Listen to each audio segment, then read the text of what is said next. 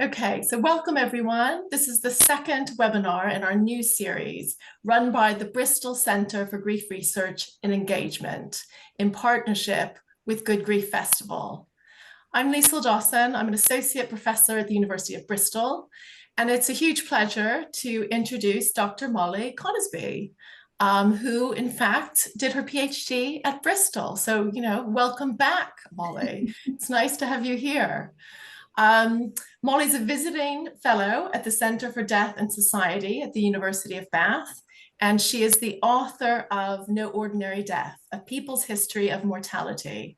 She is also in the final stages of qualifying to be a bereavement counsellor. And today she's going to be speaking to us about what we can learn from history about grief, loss, and bereavement.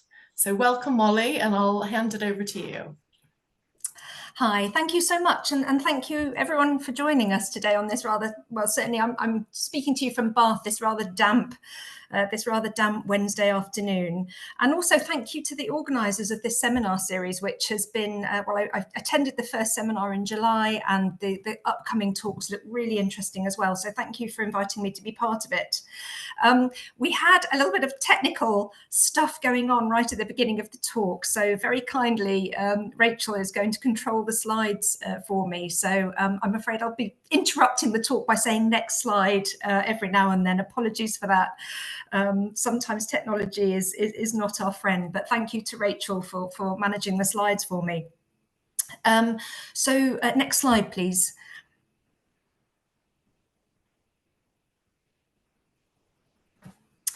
So the talk today, I would like to cover two core themes. As Liesl said in that very kind introduction, I come at this with two hats, really. One hat is that I have been researching the social history of dying and death really for about the last decade or so, including doing my PhD at Bristol University. So part of the talk will cover fairly briefly, I suppose, how grief shaped the life cycle, how ideas with religious reformation changed around grief, some of the languages and literature of grief, ideas about grief and the impact of health and mental health, and eventually the commodification of grief. Now, those are obviously fairly big topics for a 40-minute talk, so we'll sort of rush through them a little bit. The second theme I'd like to cover is how grief can be shaped by history, and I wanted to talk a little bit about practicing as a bereavement counsellor and what I feel history and a sense of the history of grief can bring into that space as well. Obviously, our responses to grief are not timeless. They reflect the changing circumstances of time, economics, social changes, culture, and so on. So this is a little bit sweeping in some of the statements I make, but I think, hopefully gives a sense of how grief has been deployed in history and how I think we can interact with it today. So could I have the next slide, please? I wanted to start with the concept of grief. I often like going back to the origins of words. I think that can help us sort of understand when things as concepts, be that emotions as much as any other concept, emerge. And grief comes from Old French, grever, meaning to burden. So it probably came here with the Normans, so probably started becoming in sort of currency in English in the 11th century. That said, the Anglo-Saxons had many nuanced words for grief. They included words, I'm not going to try and pronounce Anglo-Saxon for you, but it had very many nuanced words for grief, including ideas of deep grief, perpetual grief, violent grief. So although these days we tend to talk about lots of different kinds of grief, complex grief, disenfranchised grief, and so on, this shows that this kind of rather nuanced idea around grief is actually nothing new. One of the earliest records that I've been able to find of the use of grief as a noun is found in the 13th century, a manual that was written for anchoresses. Anchoresses were incredibly devout women who were usually attached to some kind of religious institution, a church or an abbey. And they would lead this incredibly ascetic, simple life, often in a little room attached to the church. And they would be there to sort of contemplate God and spiritual issues, and people could interact with them for advice on spiritual matters. And anchoresses actually had to undergo a mock funeral when they left their old life and became anchoresses and attached to whichever institution they joined. They had to undergo this mock funeral, which used the concept of grief as an idea of separation and detaching. And I think that's a really interesting concept with which to start thinking about and reflecting on grief, because in fact, as we'll come to much later in the talk, that's an idea that in a way Freud came back to in his famous essay of 1917 on mourning and melancholia. So this idea that grief was this act of separation, this act of detachment, is quite early kind of inscribed in the word as it comes into currency in English. I should also say actually that my book is very much British history, so that's what the talk today focuses on, and other people in the audience may have perspectives from international and other perspectives, but just to be clear, I'm talking very much about British history today. Could I have the next slide, please? So grief was deeply embedded in the life cycle in the past, and certainly in the context of British history, we have to divide that into pre-Reformation and post-Reformation. So just to give you a really quick reminder, the Reformation of the 1530s and 40s occurred when Henry VIII wanted to detach himself from his first wife, Catherine of Aragon, and marry one of her ladies-in-waiting, Anne Boleyn. He wanted to produce an heir to perpetuate the Tudor dynasty. So there was an enormous rupture. He declared himself head of the Church of England and detached the church from the papacy in Rome. Now, what this meant for ordinary people, as we'll see in the next slide, was an enormous rupture in the way that they experienced grief and the way that it sat within the life cycle. So before the Reformation, so before the 1530s, grief was structured very much around the idea of an ongoing contract between the living and the dead. So when you died, you were completely reliant on the community left behind, family, friends, and your wider community, to intercede on your behalf. You neither went to heaven or hell, you went to purgatory, this space in between heaven and hell. And the more that people prayed for you and masses were said for you, it was hoped the faster or the less time you'd spend in purgatory, and obviously the hoped for destination after that was heaven. So I think of this, as I say, as a very much a kind of, the dead were very much part of the living community because they were very dependent on the living community to actually look after them, to guard their souls on the much hoped transition to heaven. And grief was also a very visual, immersive experience in the medieval and early modern church. Just about every single church, however small or big, across the country would have had an Our Lady of Sorrows. There's an image of her there just on the left of the slide. The sorrows are the 7 sorrows of the Virgin Mary, the last 3 all being about death and loss. It's Jesus's crucifixion and then his removal from the cross and his burial. And Our Lady of Sorrows was very much a presence for the bereaved. I have to sort of emphasize always when I do talks about dying and death in the past is the levels of mortality were incredibly high. So most people experienced a lot of grief, bereavement, loss within their lifetime. And the Our Lady of Sorrows was one space where in the kind of medieval and early modern church, people could go, they could leave offerings, they could pray, they could seek comfort because they saw there was a sort of biblical narrative around sadness and loss. And there would have been, of course, other imagery on church walls.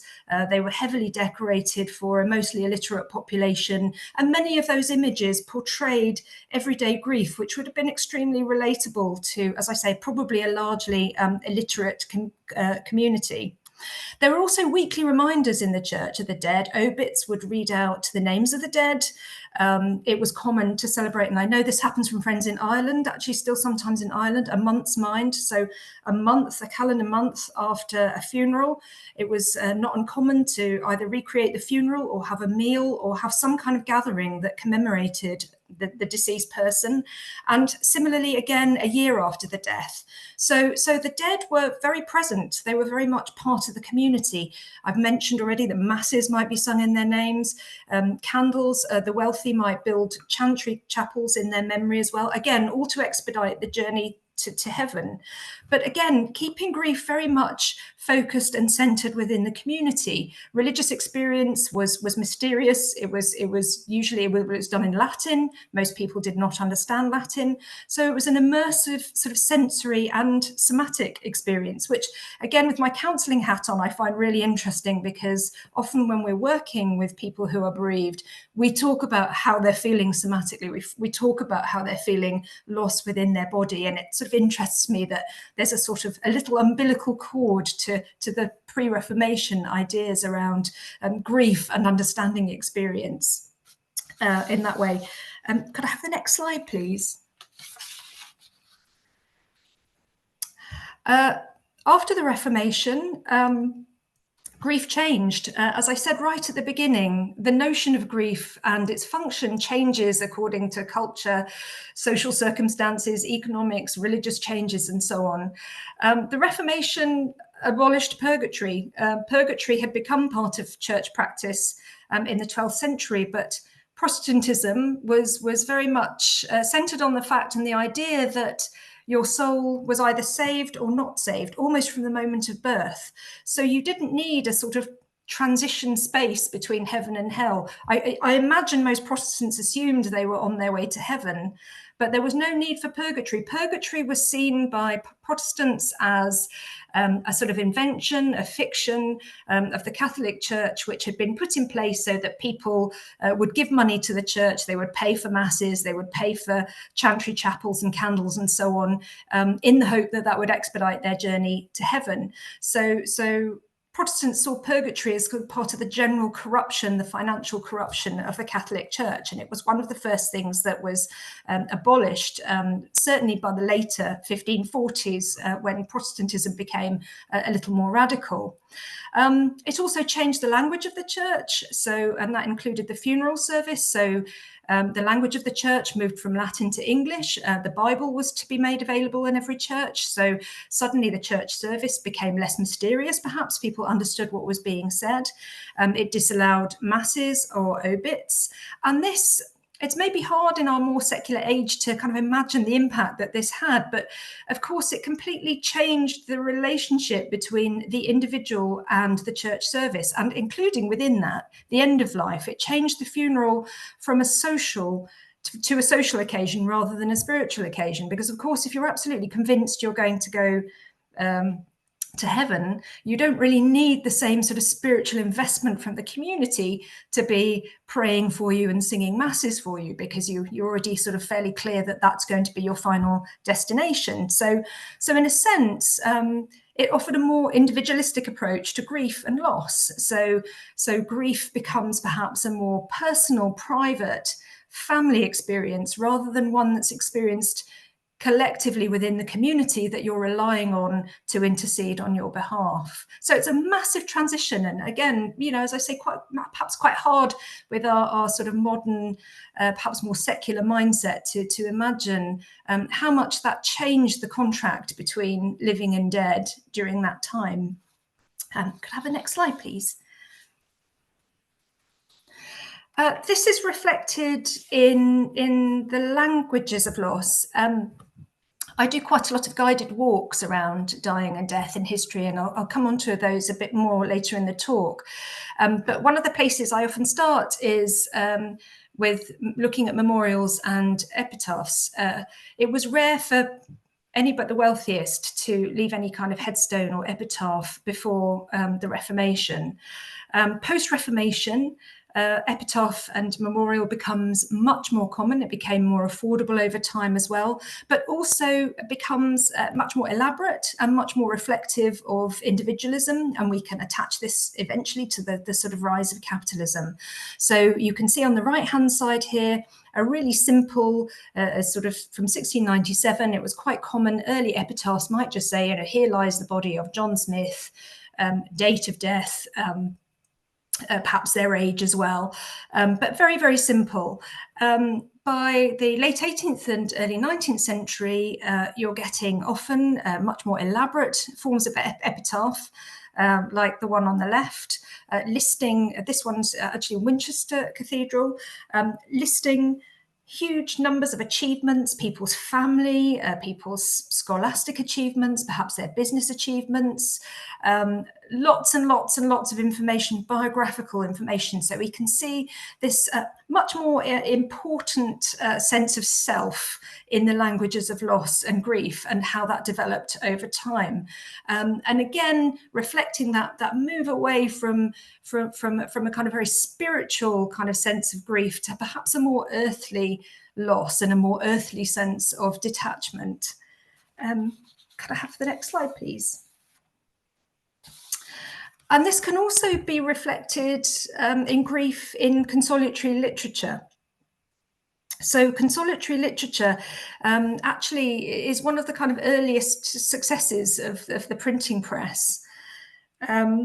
Medieval tracts about grief often involve dreams of saints and ghosts or of lost loved ones, whose purpose was really to utilize the dreamer's grief to reaffirm their idea of community and faith. So a really beautiful example of this is a poem called Pearl, which is a late 14th century poem which explored a father's grief after the death of his daughter. And a pearl maiden appears in his dream, and that sort of offers both a memory of his daughter, but also a sense of hope and redemption and an idea and confidence in his own idea of the afterlife. And as I say, medieval ghost stories often organise around this kind of consolatory literature.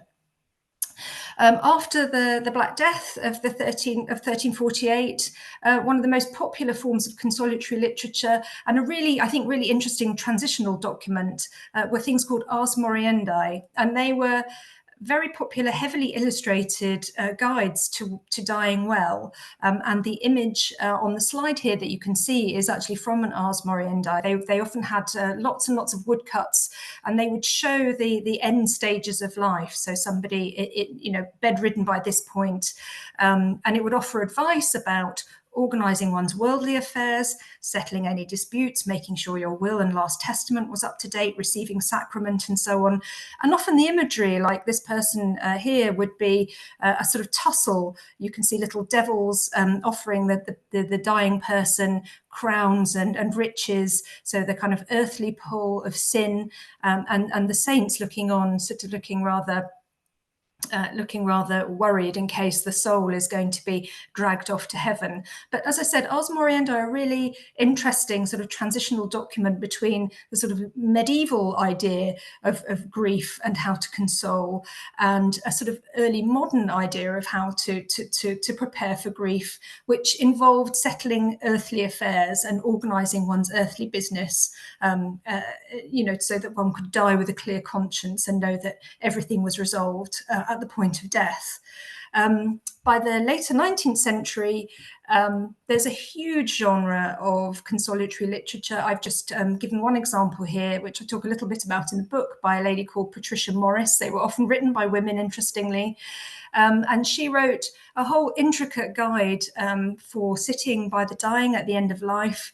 She wrote lots and lots of prayers for all kinds of different aspects, prayers for people who are worried about an operation, prayers for people who are worried about dying, but also prayers to comfort the grieving as well. So this consolatory literature, the language and the purpose of it slightly changes over time, but certainly shows how kind of grief was interleaved into that sort of everyday experience. Could I have the next slide, please?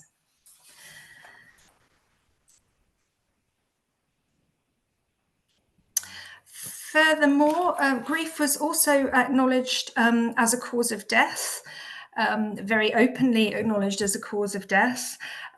Bills of mortality, for example, communities had to produce, by the 16th and 17th centuries, communities had to produce a list of the causes of death in their community. And this one, it's very tiny, so probably a bit hard to see. But this one is from 1665. And it's an annual return. It gives grief as the cause of 46 deaths in that community. So that compares, for example, to say 56 from cancer, gangrene and fistula, or 51 from vomiting. So grief was already fully accepted as a reason why people might die. Coroners' reports and verdicts also reflect this, as do death certificates, which were a requirement from 1837 on, although sometimes rather sketchily followed requirement, a product of the increasingly administered state. And death certificates would often report, or not often, but could use grief as a cause of death.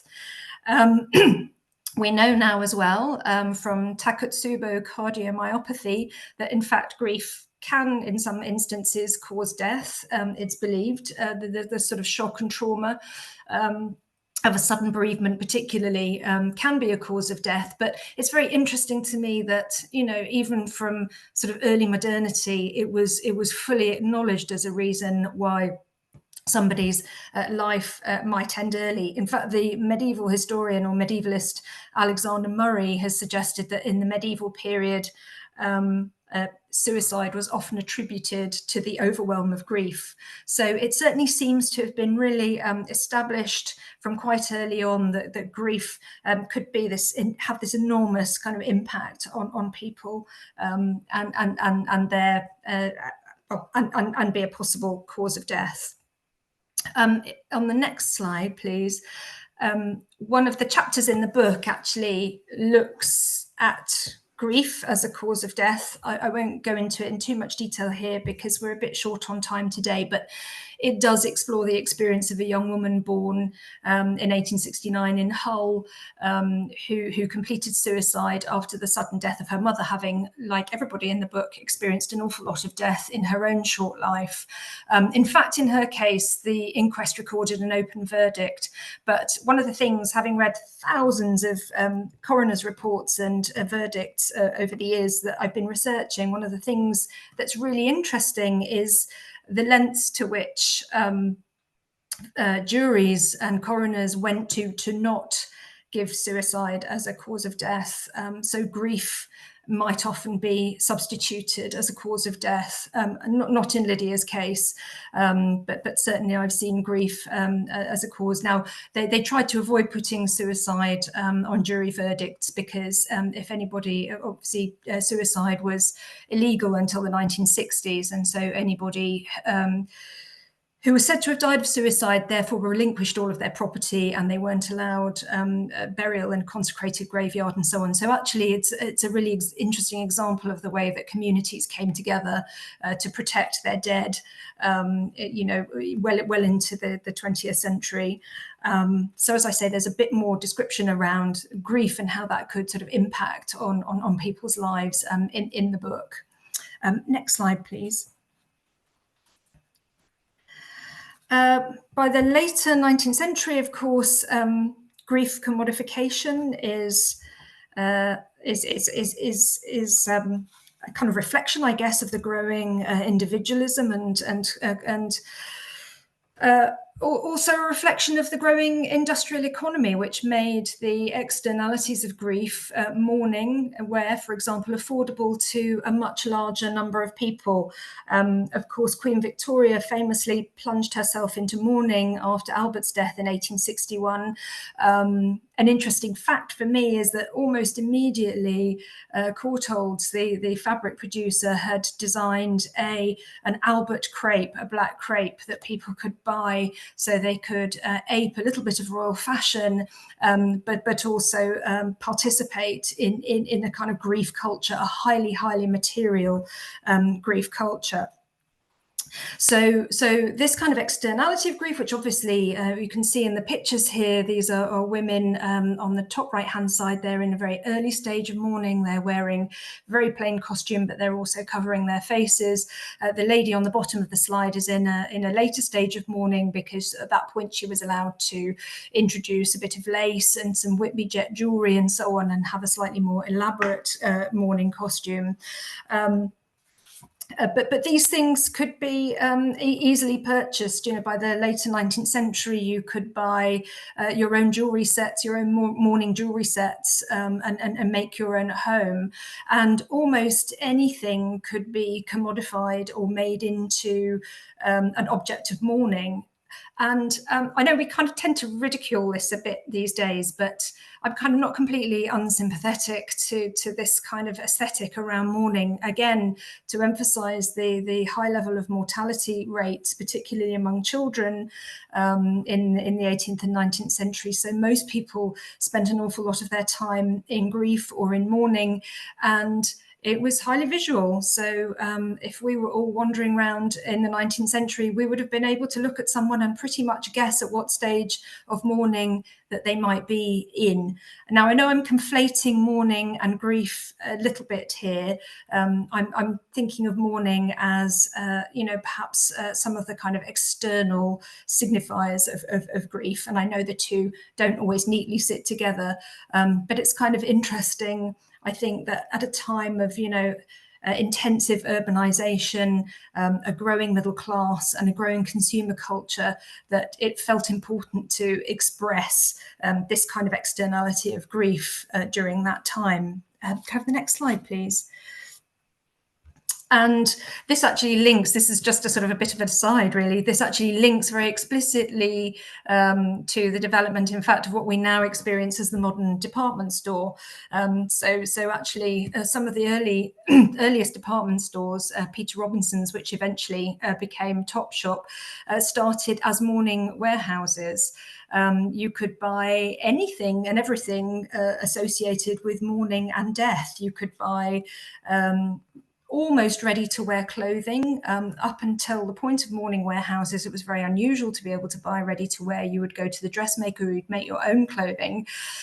So in a way, the connections between the economy of dying, death, grief and mourning have also kind of created our modern relationship to, or been partly responsible for creating our modern relationship to clothing and how we consume clothing. These mourning warehouses were aimed very firmly at female customers. And also, I think, probably a sort of rising middle class who were very anxious to do the right thing socially. But they had powder rooms for ladies to sit in.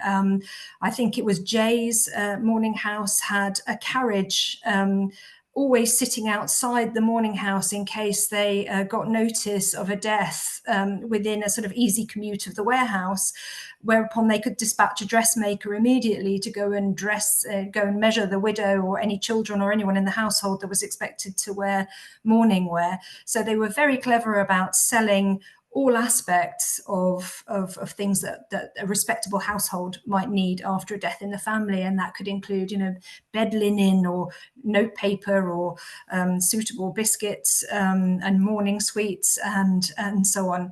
So they really, I think that kind of link, I guess, between mourning, grief, and that kind of rise of consumer culture is really sort of interesting, making it sort of apogee by the end of the 19th century. And I have to say, almost anything could be made into a mourning or grief object. Could I have the next slide, please?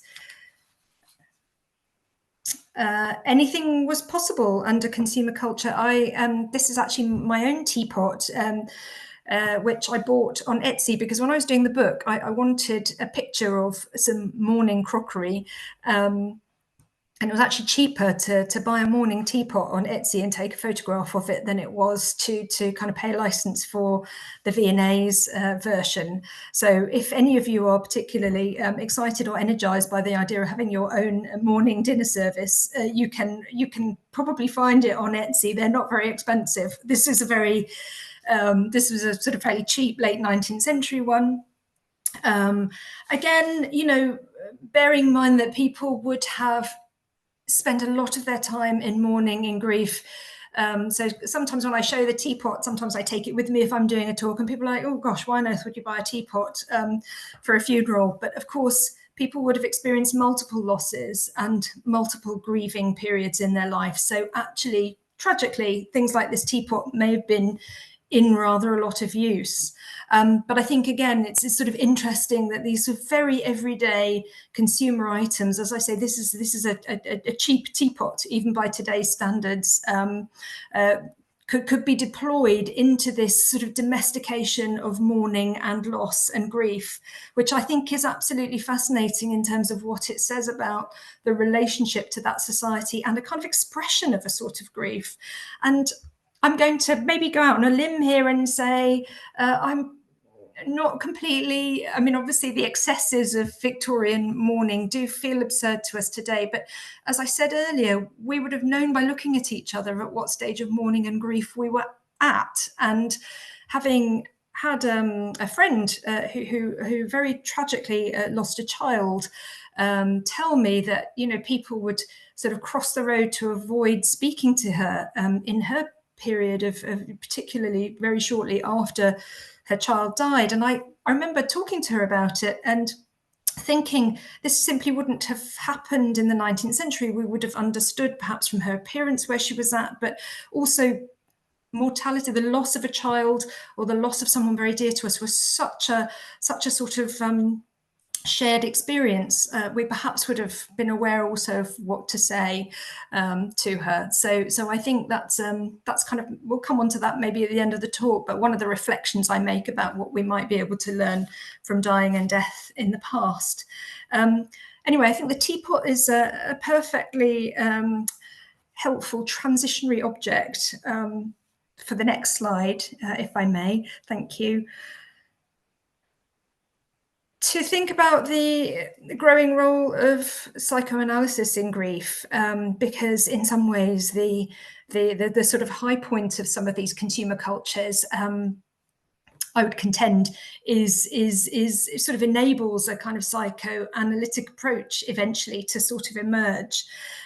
Freud is, I know, you know, his Mourning and Melancholia is a much criticised article these days. He wrote it in 1917. Of course, that's you know, towards the end, but after the industrial slaughter of the First World War, and the fashion for sort of high Victorian mourning was really beginning to kind of decline by the later 19th century anyway. And of course, the First World War was the kind of nail in the coffin. It was actually, certainly in the British context, actively discouraged to be wandering around in heavy mourning because the government believed, you know, lots of sort of young widowed women would kind of would not help the war spirit, would not help patriotism, because so it was sort of discouraged, and very heavy formal mourning began to sort of drop out of fashion, certainly by World War One. So Freud's writing this at a kind of very interesting time. He talked about what he called the work of mourning and the ways in which we learn to detach ourselves from the dead. And as I said really early on in the talk about anchoresses, I'm really interested in this idea of detachment and grief, and it's something I really want to do some more work on, you know, in the future. But it's interesting that there's this sort of faint umbilical cord really between those early ideas of detachment and what Freud was writing about. As I said, he wrote his essay during World War One. He revised it several times. In 1923, particularly, I think, after his favourite daughter Sophie died, and he did write about that as one of the most kind of intense periods of grief that he himself experienced. He used some of the tropes that I guess we do talk about today, that time can help heal, the feeling of rawness and grief and loss, an idea, and also his intervention perhaps recognised bereavement as a legitimate issue for talking therapy. So, you know, as I say, I know Freud comes under a lot of criticism for all kinds of reasons these days, but I think as a kind of transitional figure between the sort of more religious period and perhaps more secular time, he kind of offers quite an interesting framework for at least starting to think about grief and loss. Interesting as well that he uses melancholia, which is one of the older terms for depression, for loss, for grief. He doesn't talk about grief, and I think again the language and the way that the language changes over time around grief is something that definitely I think probably needs a bit more historical exploration, but is also kind of interesting as a sort of thread through the historical changes that we've experienced in relation to this emotion. So could I have the next slide, please? Thank you. So this is kind of, I guess, where I'd like to just say a few words about some of my practice, if that's okay. I mean, it sort of leans into history. I mean, we've touched on, as I say, we had to sort of rush through quite a lot of history, and I'm sorry to death by PowerPoint, pardon the pun for you all, but predating Freud, we have seen that there were different ways in talking and engaging with the idea of the dead was encouraged and expected as a necessary part of grief. So thinking back to that quite early slide on Our Lady of Sorrows, where people were actively encouraged to go and speak, as a big cult of Mary, people were encouraged to go and speak about their grief and loss. And I think that kind of that idea of sort of bringing the dead into conversation, even in those sort of 18th and 19th century epitaphs, those long memorials we saw, the long sort of lists of attributes were still a way of kind of foregrounding loss, which we've sort of lost today. And I've been reflecting very much, particularly during my training to be a bereavement counsellor, and what that might look and feel like today. So could I have the next slide, please? So I've been working with clients on bereavement for just a couple of years. So I'm very new to this, but before I started my training, I began developing walks. It was about 5 years before lockdown, and they were mainly, I started doing them to explore social history of dying and death, and I invited participants to kind of share their own thoughts on history and personal experience as part of the walks. And this kind of developed quite organically in some ways. The walks were always site specific. I always kept them as accessible. I'm really aware of ableist language here, so pavement-based or path-based where possible, so people could access them. But really focusing on the details of place and space and what that meant for dying, death, grief, loss. So I started off, I did walks in Bristol, Bath, Totnes, Huddersfield, Manchester, lots of cemeteries as well. Were kind of like, interesting spaces, obviously, I mean, very obviously to kind of focus on dying and death, and to look at the language around dying and death and how people experience grief. And I found them really very moving experiences, and I think sort of subconsciously they did eventually inform my decision to decide to train in bereavement counselling. Could I have the next slide, please? Thank you.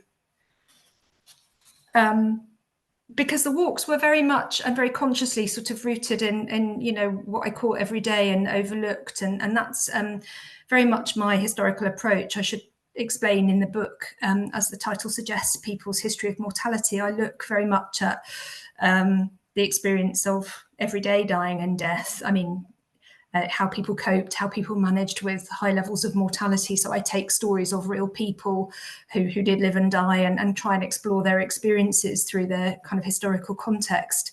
And this kind of also reflected in the walks. People shared stories. I've always been incredibly moved by the fact that people will come, join a group where they don't know anybody, and they will share, really quite personal things about their experience. And I was really reflecting on the way that history enabled them to do this. Talking about historical dying and death seemed to create, I've called it sort of permissive pathways for people to discuss their own experiences of grief and loss, with history as their prompt, in a sense. So I think someone's just put in the comments, sounds a bit like a walking death cafe, and that's exactly the words I was going to use. That's what it felt like. They weren't necessarily framed or planned as a death cafe, but they sort of evolved into that. And it felt like even for people who this is feedback I've had from walkers, so I hope I'm not putting words into people's mouths, but you know, people who came along not necessarily intending to share an experience felt that they were able to, and it was a sort of safe and contained space where they could share their experiences. Can I have the next slide, please?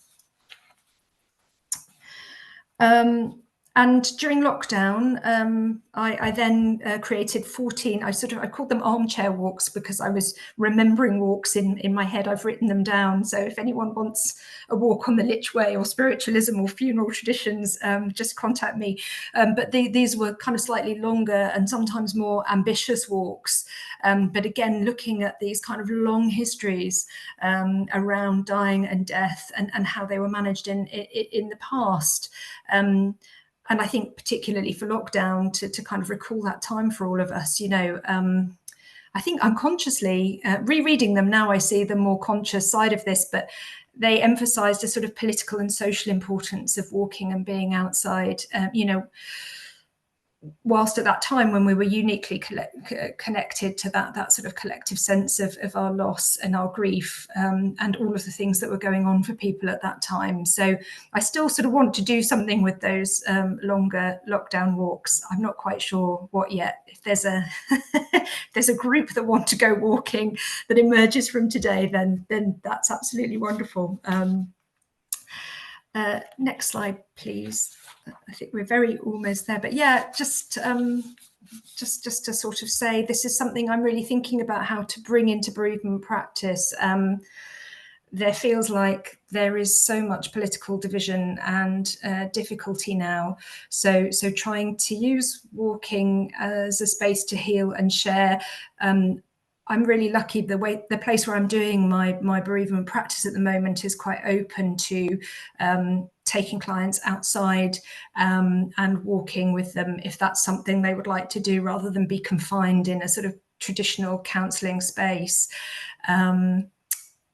So using history, as I said, in which to kind of create those spaces in which we can reflect about the here and now. So I was working with a client who was kind of really interested in, well, she has gone down the wormhole of conspiracy theory, for example, around vaccination. So we had a very safe, contained walk together in a cemetery where we looked at the children's area of the cemetery, and we know that, you know, vaccinations have had an enormous impact on children's surviving disease in the early years. So we were able to have that conversation really safely, to use a bit of, you know, frankly, cognitive behavioural therapy to sort of slightly, you know, push back on her anxieties. And so it's felt very helpful for some clients who are dealing with grief. I've also been working with a medium in counselling, and so for that person also, the sense of history and grief is incredibly present and is incredibly foregrounded in their reality. So again, history has been a really shared, interesting space of vulnerability where we've been able to talk about their experiences of loss. So I'm still working around this. This is a project that I'm really keen to kind of develop a little more in the future. I'm passionate about humanities and you know, what they can bring and what they can bring to counselling spaces in the context I'm working in right now. So if we want to talk about, you know, value of humanities and impact, I would say that this is a kind of, in some ways, perhaps underexplored area which would merit a bit more work. May I have the next slide, please? So just really briefly, sorry, I've probably overrun a little and I do apologise.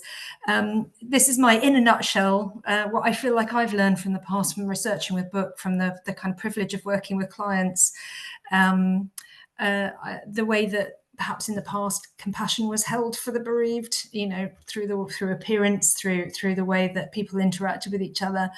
I think that understanding that loss takes time to accommodate, and perhaps it never is. You know, nobody 200 years ago or 300 years ago would have been told to move on from their grief, that simply was accepted. I think perhaps more that grief could just be that underpinning once we've experienced it, particularly if it was a life-changing grief. I think that understanding of grief as a motivator for other behaviours, the talking about death, which I think is hugely important, the way that people prepared for death in the past, and just that understanding, I suppose, that any experience of grief and loss is unique to us. I suppose this brings in the individualism of the kind of post-medieval world, but it's non-linear, it's deeply personal, often life-changing. The picture on the right there is actually my late grandfather, who told me when I was a school child we had to ask any older people that we knew what the biggest social change in their lifetime had been. And he immediately said to me, child mortality. And he was a refugee to this country. He'd lived the most incredible traumatic life. He'd survived war and having to migrate and losing so much. And I remember at the time thinking that was an odd answer. And then, as my mother pointed out, he was one of 4 children, and only 2 of them made it to adulthood because the other 2 died of diphtheria and sepsis. So and that was not an uncommon experience. Within a generation or 2, if you have access to your family tree, you'll probably find those same levels of mortality. So I really reflected on the fact that that's probably all of our histories, all of our collective histories, and that has also shaped history. Our history, our personal, is historical and political, and so that was also a kind of motivation, I think, for me behind doing this research and latterly this work in bereavement. So thank you. Next slide, please. Thank you so much for listening. I'm sorry. I'm so grateful to Rachel for doing the slides for me. I'm so sorry we had all that sort of technical faffing right at the beginning, but I really appreciate everybody coming today. So thank you very much. That was absolutely wonderful, Molly. I feel like I should give you a moment to have a glass of water or take a breath. It was a amazing kind of tour of the past and grief and dying, and you packed up a huge amount. We've had lots of questions come in. If we want to go 5 minutes past that, do you have time to do that? I'm more than happy to, and also okay. Very happy to share my email. If people want to get in touch about walking, death talking, because this is our community. Wonderful, and people are keen for your slides as well. So if you're willing to share your slides, we'll do that after as well. The first question I'm going to ask is something you've kind of covered a little bit, but I just want to give you an opportunity to say any more if you'd like. This is from Albert, what might modern societies gain from reintroducing more communal or collective mourning rituals as in past traditions? And I know you've said a little bit, but I wonder if you want to expand on that. Yeah, I think in some ways it's a bit of an unfair cliche that we don't talk about death. You can open any newspaper and we do discuss it, and actually a quick Google and you will find TED Talks and all kinds of modern consolatory literature as well. So there's a lot of information that people can kind of tap into there. I think it's perhaps more obviously lots of people in our society and communities do cleave to kind of religious traditions, and that often, certainly speaking to clients who operate within that tradition, does offer them structure and comfort for bereavement and grief. But I wonder if there are spaces in which we can celebrate the dead better. We can. I would be all in favour of reintroducing the month's mind, the year's mind. I certainly have talked with clients who are working through their grief about those things, about making moments where you can celebrate or hold a memory, or I think there are some really interesting things happening around. The COVID wall, for example, online memorials. So we're reintroducing, we're borrowing from the past all the time, consciously or unconsciously. But I think I think, and I know there's, recently grief is now being introduced to the school curriculum, which is one of the things I talk about right at the end of the book. I think that's also incredibly important. But I think it's actually just about, all kinds of creative ways, I think, in which we can become compassionate societies, or more compassionate around the idea of grief and loss. So I think that was a bit of a waffly answer, and I'm sure. No, I think that's right. And there's something about grief that can make you feel isolated. As you say, we've lost a lot of the kind of communal rituals and spaces and ways of coming together, and being in a group of people who've had similar experiences. So I think that makes sense. I'm going to keep going because we have many questions. We have a question about grief as a concept before the church. And Ruth says that they imagine pre-Christian pagan England had a lot more weighting on the life cycle, and that involved death and dying as well. So thinking about pagan, maybe classical traditions as well. Do you have any thoughts about those earlier? Absolutely, and I think actually that's a really, really interesting point. I mean, I have to say I have really zero expertise on kind of much pre-Christian ritual, but I think certainly the early Christian church probably nabbed quite a lot of the kind of ideas from kind of previous practices and so on.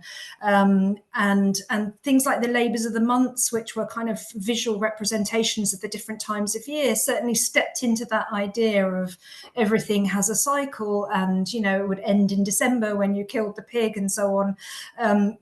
So sort of death kind of hung over, these autumn months, which we're stepping into now, November, December, the veil between the living and the dead was at its thinnest and so on. And there were active festivals and occasions which kind of celebrated that. I mean, trick or treat, has its kind of origins in that kind of sense of the history. And I suspect an awful lot of stuff. There's a chapter I've written in the book about wakes.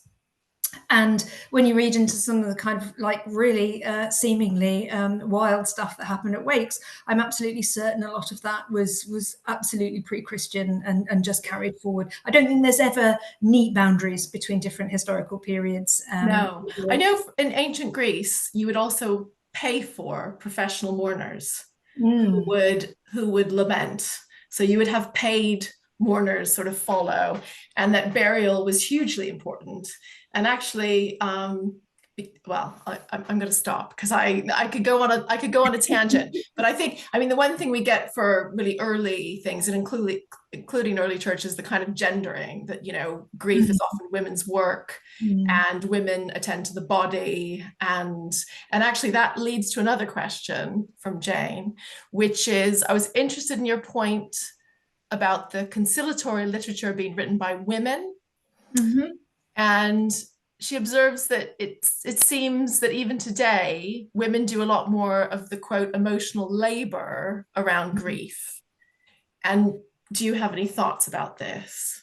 I think that's a really interesting point. I think which was both affirmed and challenged when I was researching the book. So I think the domestic side, dying, looking after the dying, which consolatory literature was often aimed at, so it was literature to read to the dying, that was nearly always a female task until the rise of the male medic and the kind of medicalization of death, which doesn't really happen until very late 19th and early 20th century. It was always considered women's work to comfort the dying, to prepare the body for burial, and then the public features of end of life, the funeral was where men kind of stepped into the frame and they took over the kind of public aspect of duties. I think one thing I'd just really quickly say about the women writers of the 19th century who were writing consolatory literature, of course, writing was a way that middle-class women could earn a living respectably. So actually, again, there's a whole other project to be done on women who wrote about dying and death during that period, because it was a respectable thing to do. Going to funerals wasn't necessarily respectable, but actually writing about dying and death was considered respectable. So there's a whole, but I did find in the Georgian period evidence of female undertakers. And again, sorry, I sound dreadful, like I'm just plugging the book, but there is a chapter in the book about a woman undertaker. So I don't think The boundaries were absolutely fixed. But certainly women were very involved with that kind of domestic end of life care, and they, as someone put it, the emotional heavy lifting really around end of life. Yeah, I wonder too also if sometimes this idea that women do more of the labor, the emotional labor, if some of that is also about styles of grieving. And that, there's sometimes the cliche that women are intuitive grievers and men are instrumental grievers who are doing and active, and maybe sometimes men, it's not that they're not doing the sort of emotional work, but maybe it looks slightly different, and it doesn't always show up for us in the same way. But not to make, we don't want to make things too gendered. I have a very specific historical question about the kind of stages of mourning. And can you say a little bit about how those stages were defined, how people dressed according to the stages, how regulated they were? Do you know much about that detail?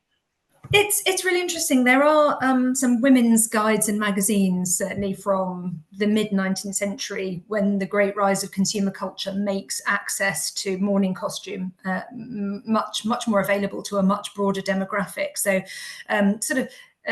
black is a really hard colour to make. So black didn't really become associated with mourning really until well into the 19th century. So in the late 18th century, you might have worn a black ribbon or a black shawl, but you certainly wouldn't have had full widow's weeds as we associate with the 19th century. The guides would be often suggest at least a year in black. After a year, you might... Now, we don't know how fixed this was in practice. Okay, so this is just stuff that we've lifted from women's etiquette guides from the 19th century. So we don't know in practice how much people kind of followed this to the letter. That's important to emphasize. But then you might start to introduce lace, jet beads, jewelry, and so on. Once you've done a year, you might be allowed to move into grey or lavender as a colour. So that would be called secondary mourning. There were often, women were meant to grieve a lot longer than men. Again, back to that kind of gendered point. Particularly middle class and wealthier women were meant to sort of withdraw from the world and do a minimum of 2 years of mourning. And then men got away with, an armband, and they were meant to mourn for, perhaps 6 months for a wife, 2 months for a child. So it's quite regimented. About how long was considered acceptable. The age of a child also depended on how long your mourning period was. So you'd be expected to mourn for a lot longer than a teenage child or an adult child than a baby, for example. So there were lots of rules and regulations around it. But as I said, we don't know precisely, how long people necessarily adhered to that in practice. It's a bit like talking about, belief. We know that lots of people went to church in the past, but we can't really know what they believed or experienced through going to church. So there's a kind of that tension between social expectations and what people actually felt that they were doing in practice. I mean, on the one hand, it seems really useful to have these visual codes. On the other hand, the kind of regimented aspect in which there is a kind of hierarchy of grief, it sounds like, that grief is worse than this grief. And, men mourn less than women. And actually that could be really, I can imagine that if that doesn't suit your emotional needs or how you feel, that disjunction can also be really uncomfortable, actually.